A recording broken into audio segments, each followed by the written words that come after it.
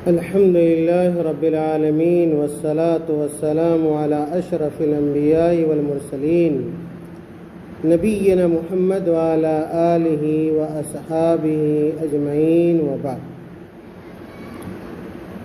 قال المصنف رحمه الله تعالى: باب ما جاء في التنجيم. باب ما جاء في التنجيم. محترم حاضرین اور ناظرین کرام، ہم اور آپ ہفتے میں ایک دن اللہ رب العالمین کی توفیق سے کتاب التوحید کو پڑھتے ہیں، اور آج کا جو موضوع ہمارے سامنے ہے بڑا اہم موضوع، اس لیے کہ مصنف رحمۃ اللہ علیہ نے، شیخ محمد بن عبد الوہاب رحمۃ اللہ علیہ نے اپنی اس کتاب میں علم نجوم سے متعلق احکام اور مسائل کو بیان کیا ہے۔ قبل اس کے کہ ہم اس باب میں وارد حدیثوں کو اور آیتوں کو ذکر کریں، ہمیں اور آپ کو یہ معلوم ہونا چاہیے کہ اس دنیا میں کوئی بھی چیز اللہ رب العالمین کی مرضی کے خلاف واقع نہیں ہوتی۔ اس دنیا میں جو بھی رونما ہوتا ہے، جو بھی حادثہ پیش آتا ہے، وہ سب اللہ رب العالمین کی مرضی سے ہوتا ہے، اللہ رب العالمین کے حکم سے ہوتا ہے۔ ایک پتا بھی اس وقت تک نہیں ڈولتا ہے جب تک اللہ تعالیٰ کا حکم نہ ہو۔ اس پر ہمارا مکمل اعتماد ہونا چاہیے اور پختہ عقیدہ ہونا چاہیے۔ اسی طرح ہوا بھی چلتی ہے تو اللہ تعالیٰ کی مرضی سے چلتی ہے، دھوپ نکلتی ہے اللہ تعالیٰ کی مرضی سے نکلتی ہے، بارش ہوتی ہے اللہ تعالیٰ کی مرضی سے ہوتی ہے۔ کوئی بھی کام اللہ تعالیٰ کی مرضی کے برعکس یا برخلاف نہیں ہوتا ہے۔ میرے بھائیوں، شیخ رحمۃ اللہ علیہ نے یہ جو باب یہاں پر ذکر کیا ہے، باب ما جاء فی التنجیم، علم نجوم سے متعلق احکام و مسائل، بہت سارے لوگوں کا یہ عقیدہ ہے، باطل عقیدہ ہے، غلط عقیدہ ہے کہ یہ جو آسمان میں ستارے ہیں، یہ ستارے اللہ رب العالمین کی مرضی کے خلاف، یا کہ خود سے انسانوں کو نفع اور نقصان پہنچا سکتے ہیں۔ ایسا کچھ نہیں۔ اللہ رب العالمین نے ستاروں کو بہت سارے مقاصد کے تحت پیدا کیا ہے، بنایا ہے، اور ستاروں کو جن کاموں کے لیے بنایا ہے اللہ رب العالمین نے اور پیدا کیا ہے، اس کو ہماری شریعت نے بیان بھی کیا ہے۔ لیکن یہ کہنا اور یہ عقیدہ رکھنا کہ ستاروں کی وجہ سے اور ستاروں کی منزلوں کی وجہ سے ہوا چلتی ہے، بارش ہوتی ہے، قیمتیں بدلتی ہیں، یہ وہ اعمال ہیں اور وہ عقیدے ہیں جو بہت سارے لوگ اسلام سے قبل زمانے جاہلیت میں رکھتے تھے۔ جب اسلام آیا، ہماری شریعت آئی اور محمد صلی اللہ علیہ وسلم نبی اور رسول بنائے گئے، تو اللہ کے نبی صلی اللہ علیہ وسلم نے ایسے غلط عقیدوں کی تردید کی۔ آپ صلی اللہ علیہ وسلم نے کہا کہ جو بارش ہوتی ہے ستاروں کی وجہ سے نہیں ہوتی ہے، چاند کی وجہ سے نہیں ہوتی ہے، سورج کی وجہ سے نہیں ہوتی ہے، بلکہ بارش اگر ہوتی ہے، ہوا چلتی ہے، یا کہ اس کائنات میں جو کچھ ہوتا ہے وہ سب اللہ تعالیٰ کی مرضی سے ہوتا ہے، اللہ تعالیٰ کے حکم سے ہوتا ہے۔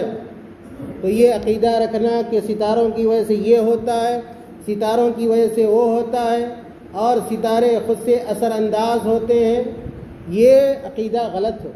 یہ عقیدہ قرآن اور حدیث کے خلاف ہے۔ ستاروں کے دیگر فائدے ہیں، وہ فائدے ہم اس سے حاصل کر سکتے ہیں۔ مثال کے طور پہ ستاروں سے ہمیں راستے کا پتہ چلتا ہے، اور اسی طرح ستاروں سے آسمان کی خوبصورتی ہے، یا یہ کہ ستاروں کو اللہ تعالیٰ نے اس لیے پیدا کیا ہے تاکہ شیطانوں کو رجم کیا جائے، شیطانوں کو مارا جائے۔ جب شیطان کان لگا کر آسمان کی باتوں کو سننا چاہتے ہیں تو ان مقصدوں کی خاطر اللہ تعالیٰ نے ستاروں کو پیدا کیا ہے۔ لیکن یہ کہ ستارے بذات خود ہمیں فائدہ پہنچائیں، ہمیں نقصان پہنچائیں بلا اللہ تعالیٰ کے حکم کے، میرے بھائیوں یہ عقیدہ رکھنا سراسر غلط ہے اور یہ عقیدہ باطل ہے۔ اس طرح کا عقیدہ اور اس طرح کی فکر ہماری نہیں ہونی چاہیے۔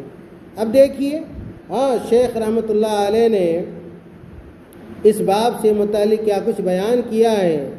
باب کے شروع میں شیخ رحمۃ اللہ علیہ کہتے ہیں قال البخاری فی صحیح، کہ امام بخاری رحمۃ اللہ علیہ جو بڑے بزرگ عالم دین گزرے ہیں اور محدث گزرے ہیں، امام بخاری رحمۃ اللہ علیہ نے اپنی صحیح کے اندر یعنی صحیح بخاری کے اندر بیان کیا ہے کہ قال قتادہ، کہ قتادہ کہتے ہیں، قتادہ ایک بزرگ عالم دین گزرے ہیں اور مشہور تابعین، قتادہ بن دعامہ السدوسی رحمۃ اللہ علیہ، جو اہل علم وہ جانتے ہیں اور بڑے محدثین میں ان کا شمار ہوتا ہے اور روات حدیث میں سے ایک بڑے راوی بھی ہیں۔ تو امام بخاری رحمۃ اللہ علیہ نے قتادہ رحمۃ اللہ علیہ کے قول کو بیان کیا ہے کہ قتادہ رحمۃ اللہ علیہ کہتے ہیں کہ خلق اللہ ہذہ النجوم لثلاث، کہ اللہ تعالیٰ نے ان ستاروں کو 3 کاموں کے لیے پیدا کیا۔ ستارے جو آسمان میں ہمیں نظر آتے ہیں، 3 کام کے لیے اللہ تعالیٰ نے ان ستاروں کو پیدا کیا ہے۔ اور 3 کام کون سے ہیں؟ کہا کہ زینۃ للسماء، زینۃ للسماء، اللہ تعالیٰ نے جو ستاروں کو پیدا کیا ہے تاکہ ستاروں سے آسمان کی خوبصورتی بڑھے، آسمان کی زینت بڑھے، آسمان کی زینت کے لیے اور خوبصورتی کے طور پر اللہ تعالیٰ نے ستاروں کو پیدا کیا ہے۔ وَرُجُومًا لِلشَّيَاطِينِ، اور ستاروں کا دوسرا کیا کام ہے، دوسرا کیا بڑا فائدہ ہے کہ یہ ستاروں کے ذریعے اللہ رب العالمین شیطانوں کو مارتا ہے۔ اور اس سے پہلے میں نے اپنے ایک درس میں بتلایا ہے کہ آسمان پر جو فیصلے اللہ رب العالمین فرماتا ہے، بسا اوقات شیاطین ایک کے سر کے اوپر دوسرا چڑھ کر ان باتوں کو سننے کی کوشش کرتا ہے، اور ایسے وقتوں میں اللہ تعالیٰ ستاروں کے ذریعے ایسے شیطانوں کو مارتا ہے، اور کبھی وہ تارا ٹوٹ کر شیطانوں کو لگ جاتا ہے، اور کبھی کوئی بات اگر سن لیتے ہیں تو وہ جو سب سے اوپر ہوتا ہے وہ اپنے نیچے والے کو پھر نیچے والے کو بتلاتا ہے، خبر دیتا ہے، اور پھر وہ شیطان کس کو لے جا کر بتلاتا ہے؟ کاہنوں کو بتلاتا ہے، کاہنوں کو بتلاتا ہے۔ اور وہی بات جب صحیح ہو جاتی ہے کسی کے حوالے سے تو لوگ یہ سمجھتے ہیں کہ فلاں آدمی فلاں بابا اور فلاں پیر بڑا پہنچا ہوا آدمی ہے، یا کہ اس کے کہنے سے ہمارا فائدہ ہو گیا، یا اس نے جیسا کہا ویسا ہی ہو گیا، حالانکہ وہ تو اللہ تعالیٰ کا فیصلہ ہوتا ہے اور ویسا ہونا ہوتا ہے۔ لیکن ایک سچ میں 99 جھوٹ ملا کر یہ شیاطین اور یہ کاہن اپنے چیلے اور چپاٹے کو بتلاتے ہیں۔ خیر، تو ستاروں کا دوسرا جو فائدہ ہے وہ یہ کہ شیطانوں کو ستاروں کے ذریعے مارا جاتا ہے۔ تیسرا جو فائدہ قتادہ رحمۃ اللہ علیہ نے بیان کیا کہ وَعَلَامَاتٍ يُهْتَدَى بِهَا، کہ ستاروں کے ذریعے سمت معلوم کیے جاتے ہیں۔ تو آج کے زمانے میں بہت سارے طریقے ہیں راستہ معلوم کرنے کا۔ آپ چلے جائیے سمندر میں، آپ کو پریشانی ہوگی جب آپ کی کشتی بھی سمندر میں جائے گی، یا کہ آسمان میں جب جہاز اڑتا ہے۔ آج بہت سارے طریقے ہیں جس سے راستے معلوم ہوتے ہیں۔ پرانے زمانے میں کیسے راستہ معلوم ہوتا تھا؟ انہی ستاروں کے ذریعے۔ آج سے 50 سال پہلے جو لوگ تھے گاؤں کے اندر یا کسی بھی گاؤں کے اندر، اس بستی کے اندر یا کسی بھی بستی کے اندر، سحری کا وقت ہوا یا نہیں ہوا ہے، فجر کا وقت ہوا یا نہیں ہوا، یہ گھڑی نہیں تھی اس طرح کی گھڑی کہ جس کے ذریعے کہ آج دیکھ کر پتہ کر لگا لیتے کہ ابھی 4 بج رہا ہے یا 3 بج رہا ہے، سحری کا وقت ہوا یا نہیں ہوا، فجر کا وقت ہوا یا نہیں ہوا، ظہر کا وقت ہوا یا نہیں ہوا، یہ وقت کیسے معلوم کیا جاتا تھا؟ ان ستاروں کے ذریعے معلوم کیا جاتا تھا۔ تو اللہ رب العالمین نے جو ستاروں کو پیدا کیا ہے، یہ سمت معلوم کرنے کے لیے، یہ جہت معلوم کرنے کے لیے، وقت معلوم کرنے کے لیے، راستہ معلوم کرنے کے لیے، ان کاموں کے لیے اللہ رب العالمین نے ان تین اہم کاموں کے لیے اللہ رب العالمین نے ستاروں کو پیدا کیا۔ پہلا جو فائدہ ستاروں کا ہے وہ یہ کہ آسمان کی یہ زینت ہیں یہ ستارے۔ دوسرا فائدہ کہ شیطانوں کو رجم کیا جاتا ہے، مارا جاتا ہے۔ اور تیسرا یہ کہ ستاروں کے ذریعے علامتیں اور راستے اور سمت اور جہت معلوم کی جاتی ہیں۔ حضرت قتادہ بن دعامہ رحمۃ اللہ علیہ کہتے ہیں فمن تأول فیہا غیر ذلک اخطا واضاع نصیبہ، کہتے ہیں کہ جس شخص نے یا یہ کہ جو لوگ ان تاروں کو ستاروں کو کسی اور مقصد کے لیے استعمال کرتا ہے، ستاروں کا یہی مقصد ہے جو بیان کیا گیا۔ کہتے ہیں کہ اگر کوئی آدمی ان تاروں کو کسی اور مقصد کے لیے استعمال کرتا ہے تو کہتے ہیں اخطا، ایسا آدمی غلطی کرتا ہے۔ وَأَضَاعَ نَصِيبَهُ، اور اپنے نصیب کو وہ ضائع کر دیتا ہے، یعنی ایسا آدمی گنہگار ہوتا ہے۔ ایسا آدمی جو یہ سمجھے کہ یہ تارا ہمیں یہ فائدہ پہنچا سکتا ہے، یہ نقصان پہنچا سکتا ہے، یا اس کی وجہ سے بارش ہوگی، اس کی وجہ سے دھوپ ہوگی، تو کہتے ہیں کہ ایسے لوگ گنہگار لوگ ہیں۔ کہتے ہیں آگے قتادہ رحمۃ اللہ علیہ وَتَكَلَّفَ مَا لَا عِلْمَ لَهُ بِهِ، اور ایسا آدمی جو ان تاروں کو کسی اور مقصد کے لیے استعمال کرتا ہے تو وہ اپنے آپ کو زحمت میں ڈالتا ہے، اپنے آپ کو مصیبت میں ڈالتا ہے، ایسے کاموں میں ڈالتا ہے جس کا علم اس کے پاس نہیں ہے۔ میرے بھائیوں، اس اثر سے جو قتادہ بن دعامہ رحمۃ اللہ علیہ کا اثر ہے، اس سے یہ پتہ چلتا ہے کہ اللہ تعالیٰ نے تاروں کو کیوں پیدا کیا، تاروں کے مقاصد کیا ہیں، تاروں کے اہم فائدے کیا ہیں، اور اگر کوئی آدمی تاروں اور ستاروں سے یہ فائدہ حاصل کرتا ہے تو اس میں گناہ نہیں، اس میں گناہ نہیں ہے، اس لیے کہ یہ تاروں کا جو یہ علم ہے اس کو علم التسعیر کہتے ہیں۔ کیا کہتے ہیں؟ علم التسعیر کہتے ہیں، اور یہ جائز ہے کہ آپ تاروں سے قبلہ معلوم کیجئے، وقت معلوم کیجئے، جہت معلوم کیجئے، اس میں کوئی حرج کی بات نہیں ہے، کوئی گناہ نہیں ہے۔ لیکن علم یا کہ ستاروں کا وہ علم ایک دوسرا علم ہے جس کو علم التاثیر کہتے ہیں۔ دوسرا علم جس کو کیا کہتے ہیں؟ علم التاثیر کہتے ہیں، یعنی فلکیات سے، یعنی سورج اور چاند اور ستاروں کو دیکھ کر یہ سمجھنا کہ سورج اور چاند کی وجہ سے زمین پر یہ حادثہ ہوتا ہے، وہ حادثہ ہوتا ہے، جیسے میں نے ابھی مثال دے کر بتایا، بارش ہوتی ہے، ہوا چلتی ہے، یا یہ کہ دھوپ نکلتی ہے، یا یہ کہ غیب کی باتوں کا معلوم کرنا ستاروں کے ذریعے، تاروں کے ذریعے، یہ حرام ہے، یہ شرک ہے، یہ گناہ ہے۔ اور آپ کو پتہ ہونا چاہیے کہ غیب کا علم سوائے اللہ تعالیٰ کے کسی اور کے پاس نہیں ہے، نہ کسی بابا کے پاس ہے، نہ کسی پیر کے پاس ہے، نہ کسی فقیر کے پاس ہے، کسی کے پاس بھی کل کیا ہونے والا ہے، 1 گھنٹے کے بعد کیا ہوگا، اس کے بارے میں سوائے اللہ تعالیٰ کے کوئی نہیں جانتا ہے۔ تو یہ کہنا کہ اگر یہ تارا یہاں سے یہاں آ جائے گا، یہاں سے یہاں یہ منزل طے کر لے گا تو یہ ہو جائے گا، وہ ہو جائے گا، اور یہ عقیدہ رکھنا میں نے کہا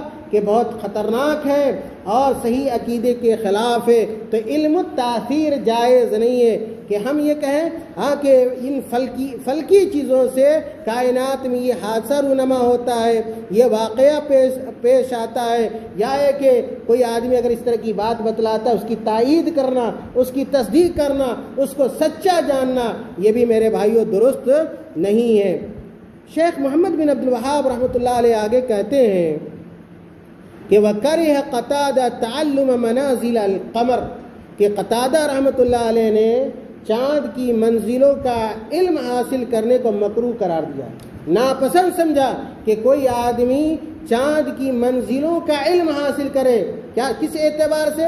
وہ اس اعتبار سے کہ اس کو کائنات میں اثر انداز قرار دے کہ فلانا چاند کی وجہ سے زمین پر یہ ہوتا ہے، سورج کی وجہ سے یہ ہوتا ہے، تاروں کی وجہ سے یہ ہوتا ہے، اس طرح کے علم حاصل کرنے کو قتادہ رحمۃ اللہ علیہ نے ناپسند قرار دیا۔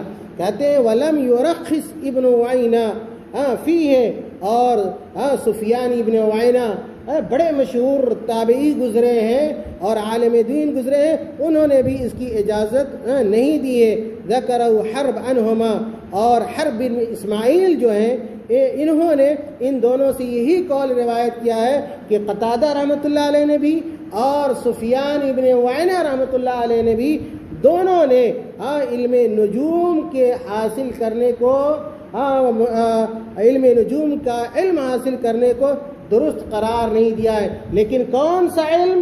وہ علم جس کو ہم علم التاثیر کہتے ہیں، ایسا علم حاصل کرنا درست نہیں ہے، لیکن علم التسعیر یہ جائز ہے، جیسا کہ قرآن وغیرہ کے اندر ذکر ہے۔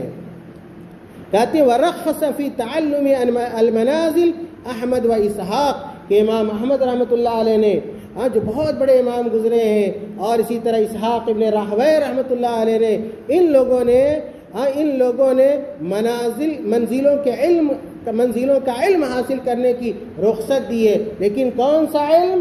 جو علم التسیر ہو۔ علم التسیر جائز ہے کہ آپ چاند سورج کے ذریعے وقت معلوم کیجئے، جہت معلوم کیجئے، قبلہ معلوم کیجئے، یہ جائز ہے۔ لیکن کوئی آدمی یہ کہے کہ اس کی وجہ سے فلاں کام ہوتا ہے، بارش ہوتی ہے، ہوا چلتی ہے، کوئی آدمی بیمار ہوتا ہے، کسی کے گھر بچے کی پیدائش ہوتی ہے، تو اس طرح کا علم یا کہ غیب پر استدلال کرنا چاند اور سورج اور ستاروں سے، یہ درست نہیں ہے۔ اور اسی کو امام احمد رحمۃ اللہ علیہ، اسی کو امام قتادہ رحمۃ اللہ علیہ اور ابن عُوَیْنہ رحمۃ اللہ علیہ نے حرام قرار دیا ہے، اور امام احمد نے جو جائز قرار دیا ہے وہ علم التسعیر کو جائز قرار دیا ہے۔ یہ بات ذہن میں ہونی چاہیے۔ اس موضوع سے متعلق آخری جو حدیث ذکر کی گئی ہے اس باب میں، کہتے ہیں وَعَنْ أَبِي مُوسَىٰ قال رسول اللہ صلی اللہ علیہ وسلم ثلاثۃ لا يدخلون الجنہ۔ کہتے ہیں ابو موسیٰ الاشعری رضی اللہ تعالیٰ نے، جو صحابی ہیں، کہتے ہیں کہ اللہ کے رسول صلی اللہ علیہ وسلم نے کہا کہ ثلاثۃ لا يدخلون الجنہ، کہ تین طرح کے لوگ جنت میں نہیں جائیں گے، تین طرح کے لوگ جنت میں نہیں جائیں گے۔ غور سے سنیے، بات کہاں ہو رہی ہے؟ جنت میں نہ جانے کی۔ اور اس آدمی سے بد نصیب کون ہوگا جو جنت میں نہ جائے؟ اور جن کے جنت میں نہ جانے کی خبر کون دے رہے ہیں؟ اللہ کے رسول دے رہے ہیں، اللہ کے رسول صلی اللہ علیہ وسلم دے رہے ہیں۔ کہتے ہیں کہ ثلاثۃ لا يدخلون الجنہ، کہ تین طرح کے لوگ جنت میں نہیں جائیں گے۔ وہ کون ہوں گے تین طرح کے لوگ؟ اللہ کے نبی صلی اللہ علیہ وسلم نے کہا مدمن الخمر، یہ جو شراب کا عادی، جو شراب کا عادی ہو۔ اور میں نے اس سے پہلے بتلایا ہے، شراب سے مراد صرف وہی ایک شراب نہیں ہے جس کو ہم لوگ سمجھتے ہیں، ہر نشاور کی شراب، ہر وہ چیز جس کے اندر نشہ ہو، چاہے کم نشہ ہو یا زیادہ نشہ ہے۔ اور اب آپ دیکھ لیجئے کس میں نشہ ہے اور کس میں نشہ نہیں ہے۔ تو ہر نشاور چیز یہ خمر ہے، یہ شراب کے حکم میں ہے۔ اللہ کے نبی صلی اللہ علیہ وسلم نے کہا کہ جو شراب کا عادی ہو اور نشے کا عادی ہوگا وہ آدمی جنت میں نہیں جائے گا۔ آج ہم لوگ محاسبہ کریں اور جائزہ لیں کہ کتنے ایسے لوگ ہیں جو نشے کے عادی ہیں، جو شراب کے عادی ہیں، جب تک نشہ نہیں لیں گے، شراب نہیں پئیں گے، ان کو نیند نہیں آتی ہے۔ اللہ رب العالمین نے دنیاوی اعتبار سے بھی ان کو مصیبت میں ڈال رکھا ہے، اور آخرت میں ان کی سزا بہت دردناک ہونے والی ہے۔ تو جو لوگ بھی شراب کے عادی ہوں ان کو نصیحت کرنی چاہیے، یا کہ شراب پیتے ان کو سمجھانا چاہیے کہ یہ کبیرہ گناہ ہے، بڑا گناہ ہے، حرام بنایا ہے اللہ تعالیٰ نے شراب کو، اور جو لوگ شراب پیتے ہیں وہ بہت بڑے مجرم ہیں۔ اور اگر کوئی شراب کا عادی ہو اس کو نہ چھوڑے، اس سے توبہ نہ کرے، تو اللہ کے نبی صلی اللہ علیہ وسلم نے کہا کہ ایسے لوگ جنت میں نہیں جائیں گے، جنت میں نہیں جائیں گے۔ اور یہی معاملہ نشہ خوری کا بھی ہے۔ آج ہر گاؤں میں اور خاص طور سے مسلمان نوجوانوں کے اندر نشے کی بڑی لت پڑ گئی ہے۔ 18 سال، 12 سال، 10 سال اور 13 سال کے بچے یہ نشہ استعمال کرتے ہیں، خطرناک قسم کا نشہ استعمال کرتے ہیں، جس سے ان کی صحت خراب ہو جاتی ہے، اور مختلف قسم کا کی بیماری ان کو لگ جاتی ہے، تو یاد رکھیے ہر والدین کو بھی ہوشیار رہنا چاہیے. ہر والدین کو اپنے بچوں کی دیکھ ریکھ کرنی چاہیے، اور کبھی کبھار تلاشی لینی چاہیے اور کوشش کرنی چاہیے کہ ہمارے بچے غلط بچوں کے ساتھ نہ رہیں. ہمارے بچے ایسے بچوں کے ساتھ نہ رہیں جو نشہ استعمال کرتے ہیں، نشہ کرتے ہیں. اور جب بچہ غلط بچوں کے ساتھ رہتا ہے تو نہ چاہتے ہوئے بھی غلط بچوں کے عادات کو، طریقے کو سیکھ لیتا ہے. اس لیے ہر ماں کو، ہر باپ کو اپنے بچے کی صحیح تعلیم اور صحیح تربیت کرنی چاہیے، تاکہ اس طرح کی برائیوں میں وہ لت پت نہ ہو جائے، شراب کا عادی نہ ہو جائے، نشے کا عادی نہ ہو جائے. اور ہمیشہ کوشش کرنی چاہیے کہ بچے اچھے لوگوں کے ساتھ رہیں، اچھی جگہوں پہ رہیں، اچھی مجلسوں میں رہیں، دین کی مجلسوں میں شامل ہو، تاکہ وہ اپنے دین کو جانے، اپنے اللہ کو جانے، اپنے رسول کو جانے اور اچھی اچھی باتیں سنیں. اس طرح کی مجلسوں میں شریک ہوں گے، اچھی باتیں سنیں گے. آج دیکھیے ہر چوک پہ، ہر چوراہے پہ، ہر نکڑ پہ 10 لڑکے ایسے مل جائیں گے جن کو دین سے کوئی لینا دینا نہیں، جن کو شریعت کا علم نہیں، جن کو نماز سے کوئی مطلب نہیں اور قرآن سے کوئی مطلب نہیں. ایسے لوگ بدقسمت ہیں، وہ اپنی دنیا بھی خراب کر رہے ہیں اور اپنی آخرت بھی برباد کر رہے ہیں. اللہ کے نبی صلی اللہ علیہ وسلم نے کہا کہ جو شراب کا عادی ہوگا وہ جنت میں نہیں جائے گا. تو ہمیں شراب سے بھی بچنا ہے. اور میں نے کہا کہ ہر نشاور چیز شراب ہے، اس لیے خود بھی ہم نشے سے بچیں اور اپنے بال بچوں کو، اپنے پڑوسیوں کو، اپنے جاننے والوں کو بھی نشے سے بچنے کی ہم تلقین کریں اور انہیں سمجھائیں. دوسرے شخص کے بارے میں اللہ کے نبی صلی اللہ علیہ وسلم نے کہا وقاطع الرحم، رشتہ کاٹنے والا بھی جنت میں نہیں جائے گا. رشتہ کاٹنے والا جنت میں نہیں جائے گا. کتنے لوگ ہیں ہر محلے میں، ہوتے ہیں کچھ ایسے لوگ جو بڑے معروف ہوتے ہیں، مشہور ہوتے ہیں رشتہ کاٹنے کے معاملے میں. رشتہ کاٹنے کا مطلب یہ نہیں کہ صرف شادی بیاہ کو کاٹے، شادی بیاہ کا بھی کاٹنا ہے اس میں. اور جو آپس میں رشتہ داریاں ہوتی ہیں اور تعلقات ہوتے ہیں، بھائی چارہ ہوتا ہے، چاہے گھری کے اندر کیوں نہ ہو، کوئی آدمی میاں بیوی کے تعلقات کو خراب کر دے یا اس کو کاٹ دے، یہ بھی کیا رشتہ کاٹنا ہے. 2 بھائیوں میں لڑائی کرا دے، یہ بھی رشتہ کاٹنا ہے. اور چچا بھتیجے میں رشتہ کو خراب کر دے، یہ بھی رشتہ کاٹنا ہے. چاہے جس طرح بھی ہو، اگر کوئی آدمی کسی رشتے کو کاٹتا ہے، چاہے نیا رشتہ ہو یا پرانا رشتہ ہو، تو وہ اس دائرے میں آتا ہے. اللہ کے نبی صلی اللہ علیہ وسلم نے کہا کہ رشتہ کاٹنے والے یہ جنت میں نہیں جائیں گے. اس لیے ہمیں رشتہ جوڑنے کی کوشش کرنی چاہیے، تعلقات کو استوار کرنے کی کوشش کرنی چاہیے. اگر کسی کے مابین تعلقات خراب ہیں، گھر میں یا گھر سے باہر، کوشش کرنی چاہیے کہ دونوں میں مصالحت ہو جائے، دونوں کے معاملے سلجھ جائیں، دونوں میں رشتہ قائم ہو جائے. یہ نہ کہ اگر 2 آدمی محبت ہے اور 2 آدمی بھائی چارہ ہے تو ہم اس کے رشتے کو کاٹیں. ایسے لوگ بڑے خطرناک ہیں اور ان کی بڑی وعید آئی ہے. تیسرے نمبر پہ اللہ کے نبی صلی اللہ علیہ وسلم نے کہا جو آدمی جنت میں نہیں داخل ہوگا وہ مصدق بالسحر.